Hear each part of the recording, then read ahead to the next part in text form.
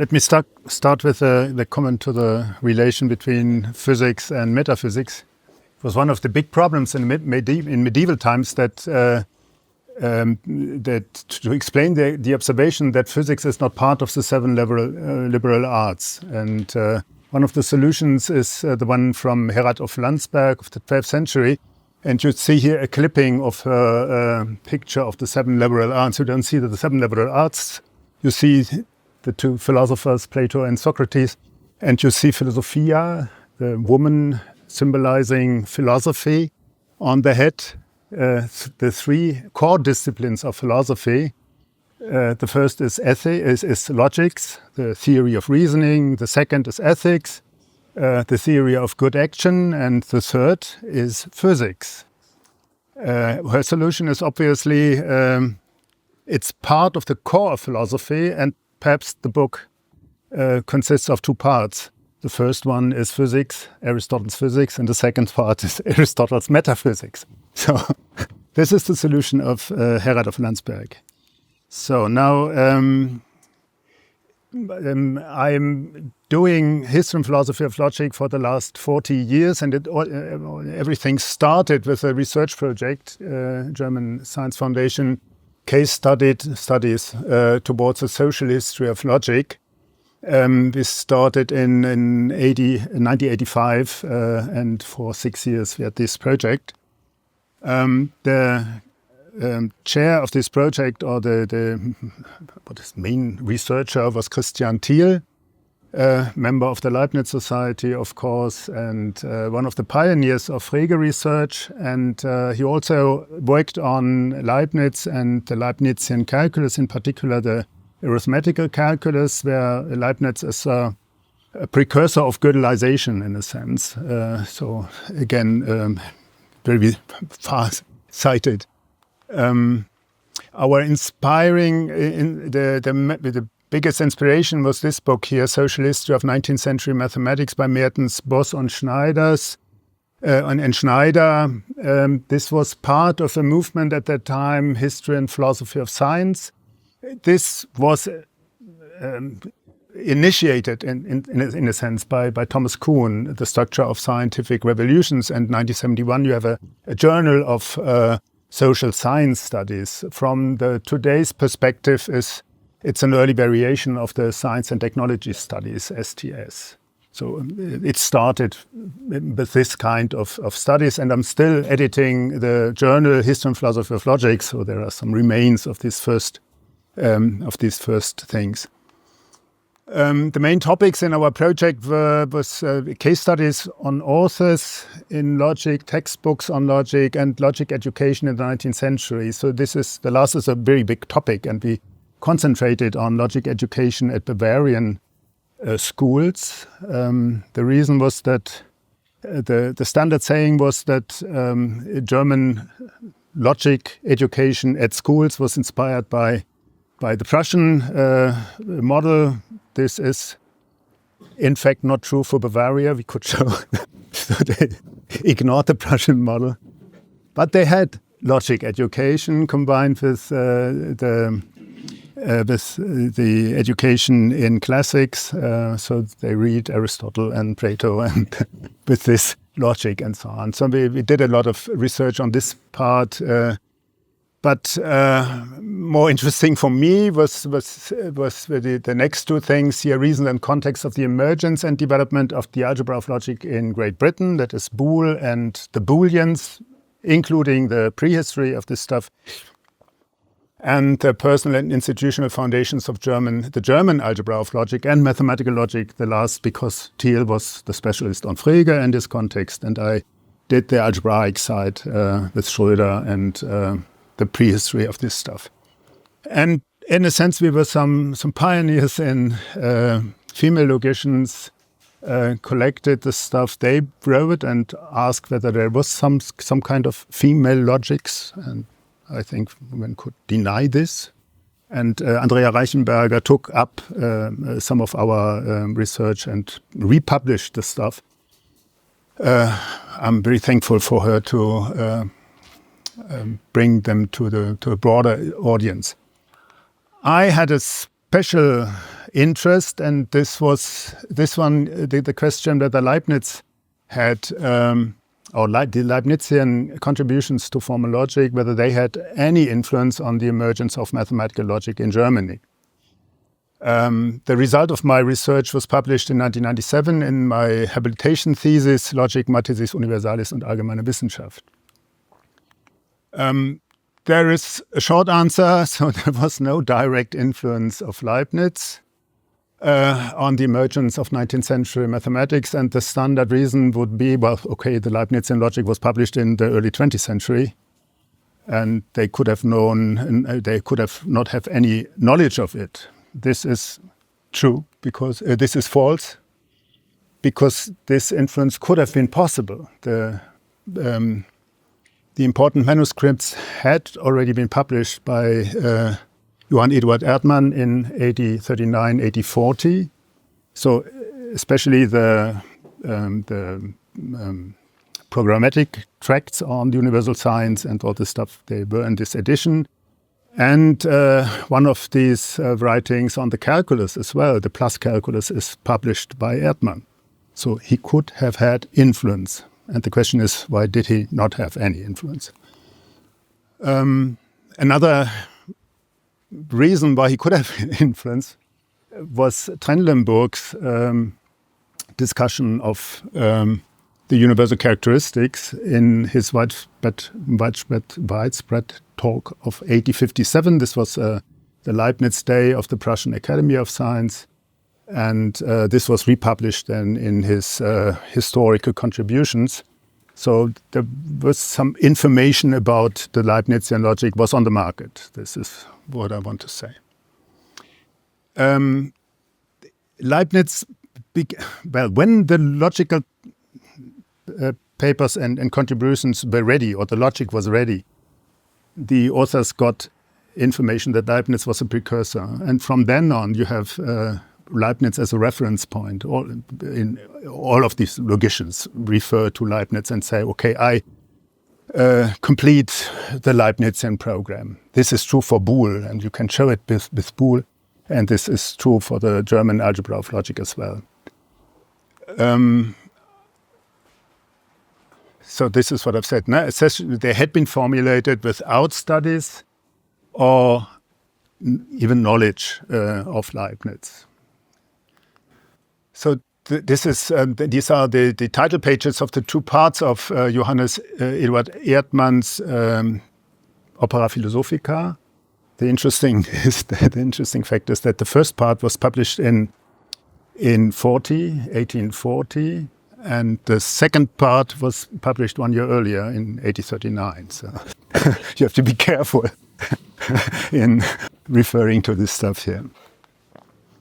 So the pioneers in Germany, I've given an example of this research. So the pioneers of logic in Germany were these two guys, Ernst Schröder, who was a mathematics professor at Darmstadt, of the Darmstadt Polytechnic, and then at the Karlsruhe Polytechnic.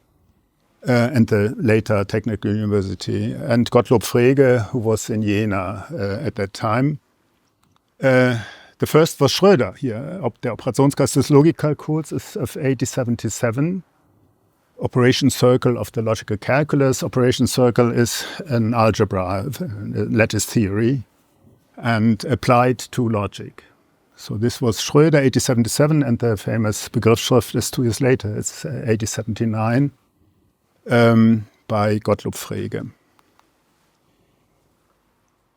This is the first page. No, this is the first page of a note on the Operationskreis des Logikkalkuls, published in 1877. There he refers to Leibniz, and I give the English translation.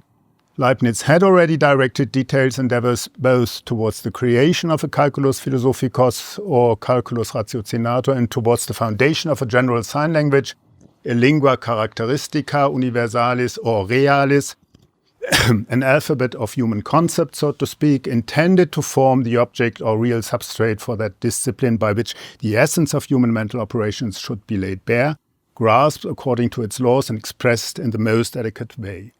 So what were his sources? This is given here, Trendelenburg's historische Beiträge of 1868, where Trendelenburg republished his talk of 1857. So if you go to the Begriffsschrift, this is page 4 of the page 5 of the introduction. There you have a reference by Frege. Leibniz also recognized, perhaps overestimated, the advantages of an appropriate method of designation. His idea of a general characteristic, a calculus philosophicus a ratiocinator, was too grandiose for the attempt to realize it, to have gone beyond mere preparations. So this is what Frege said, and his sources were, again, the historische Beiträge, and they didn't find them themselves. So Frege was informed by Rudolf Eucken. This is a Nobel Prize laureate of Jena, Nobel Prize of Literature, although he was a natural scientist. And Schröder was informed by Rudolf Hermann Lotze, who was the most eminent philosopher in Germany at that time. Habilitated in medicine, so in Berlin, he went to Berlin shortly before his death, and he got a medical professorship. So there are references in these first books to Leibniz. What is now interesting is the relation between these two, that is Frege and Schröder.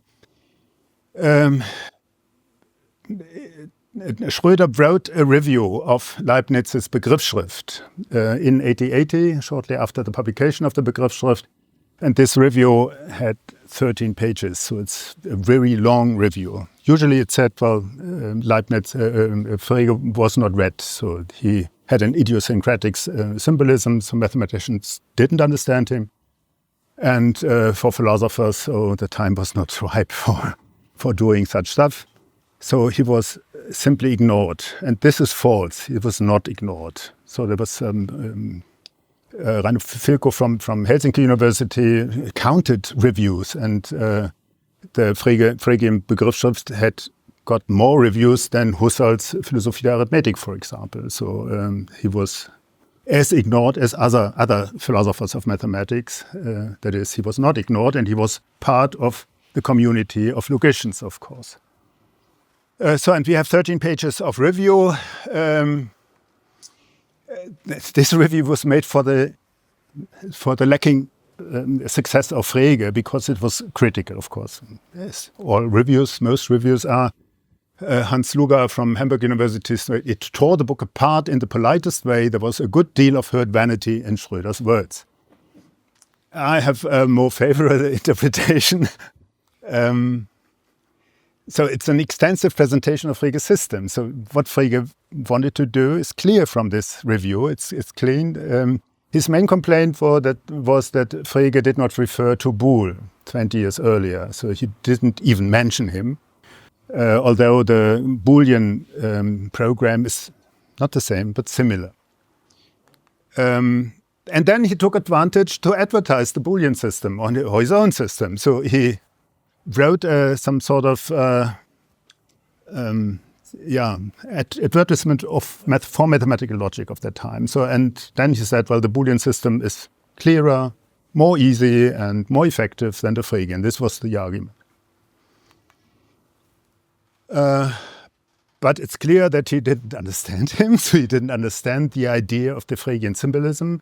And the more he didn't understand the Fregean idea of quantification. So Frege is the father of first-order logic. So and his quantifiers had to be reinvented by the algebra of logic via Peirce and Schröder. So Schröder had now the pi sigma notation, but it is 20 years later, or 10 years later, the pi sigma notation. So at that time, he said that the elective symbols of Boole are the correct quantifiers, and this is rubbish. So it's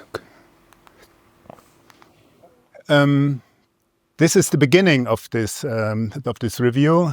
This very peculiar writing, evidently the original work of an ambitious thinker of a purely scientific bent, pursues a tendency that is naturally highly congenial to the reviewer, who himself also dealt in related directions. After all, it promises to come closer to the ideal of a pisigraphy established by Leibniz, which, however great the importance placed on it by this brilliant philosopher, is still so far from being realized. So this is the opener. He gives a definition of pisigraphy. Pisigraphy means general script. So it's sometimes people struggle with translating Begriffsschrift, and one of the translations is pisigraphy, but this is simply false. So pisigraphy means general script. So a pisigraphy has the task of building up all the more complex concepts from a few basic concepts categories as possible, whose number is undoubtedly limited by means of a few simple, completely definite and clearly classified operations. This is what he said Leibniz wanted to do, and this is what he himself wants to do. So then the criticism to Frege. So first of all, he says that Begriffsschrift is the wrong name. So it's not a concept script, but a judgment script. So Urteilsschrift would be the better name. And then it's interesting, and I will show it later, that the term Begriffsschrift is not Frege's, but it's Trendelenburg's. We took it over from Trendelenburg. It does not serve its purpose as a tool for reformulating the language of science. That is, it does not serve to be a pisigraphy, contrary to what Frege said. And although indicating otherwise, it leans more towards the Leibnizian calculus ratioinator than towards a universal characteristics. So this is what Schröder said on the program of Leibniz. So Leibniz now responded. So we have at least 3 papers on the relation of his Begriffsschrift to the Boolean calculus, of which only one was published, this one, über den Zweck der Begriffsschrift, in 1982, and it refers to the Schröderian review.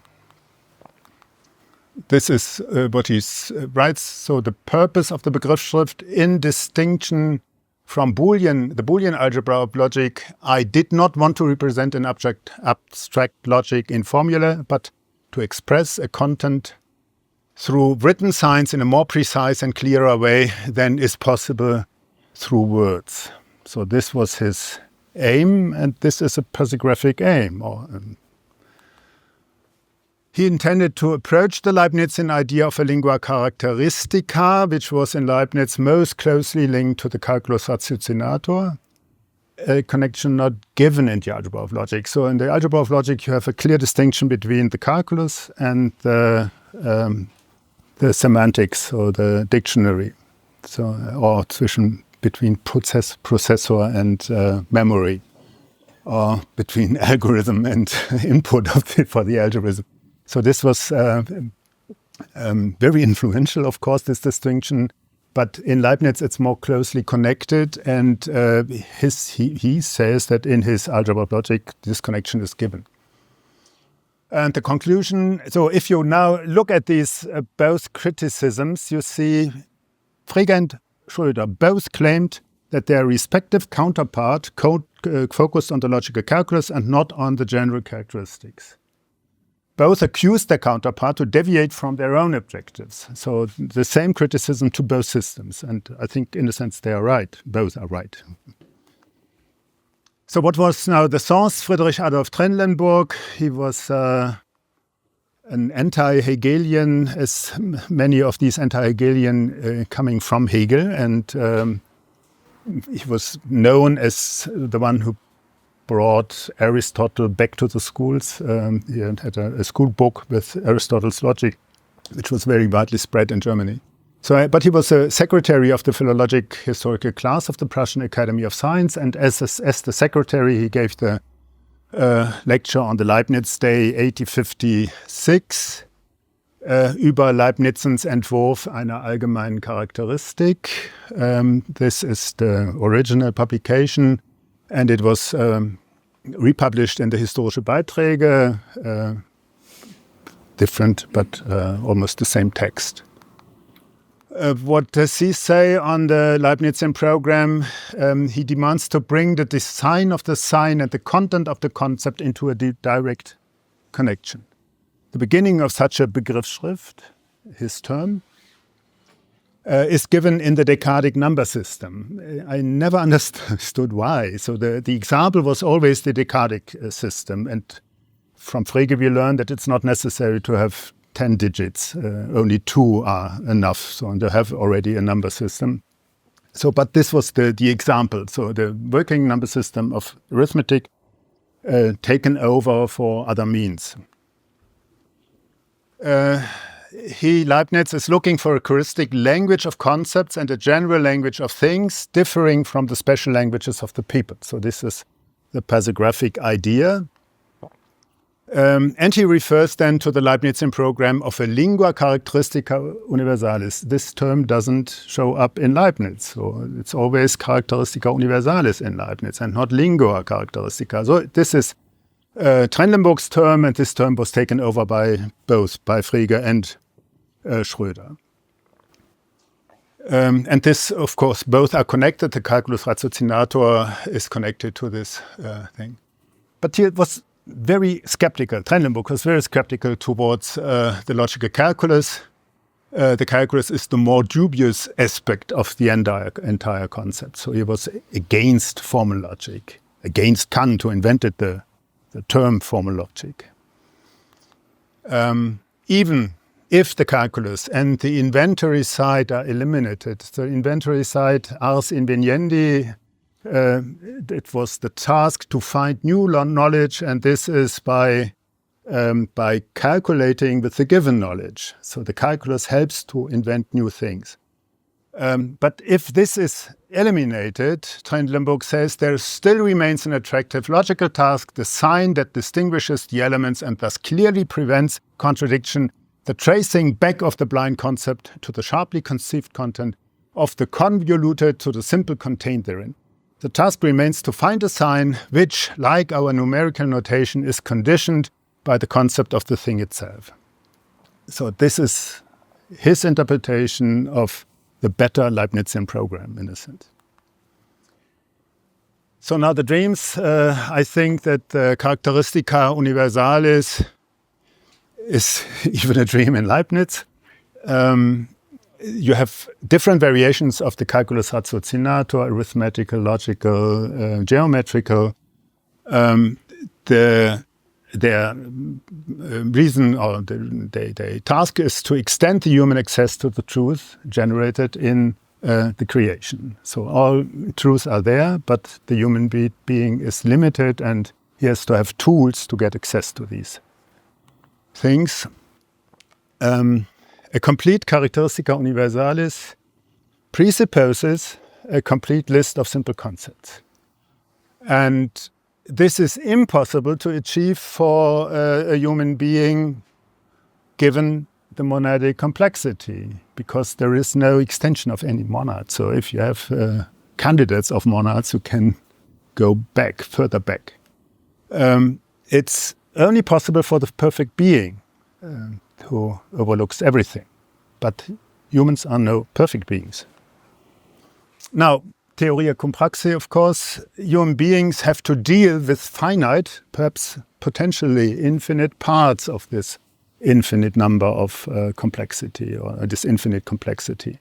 So, and then you have, and the Nachlass is full of attempts to find simple concepts, but always for parts of what you can know, not for everything you can know. So this was Leibniz's dream. Now the 19th century logician's dream. It's interesting, I think, it was for me interesting to see that the calculus or the algorithm or the technical part is not means in itself. So it's not an end in themselves. They are developed to serve, to work with contents in order to produce a scientific universal language. So they want to explain what's going on in physics.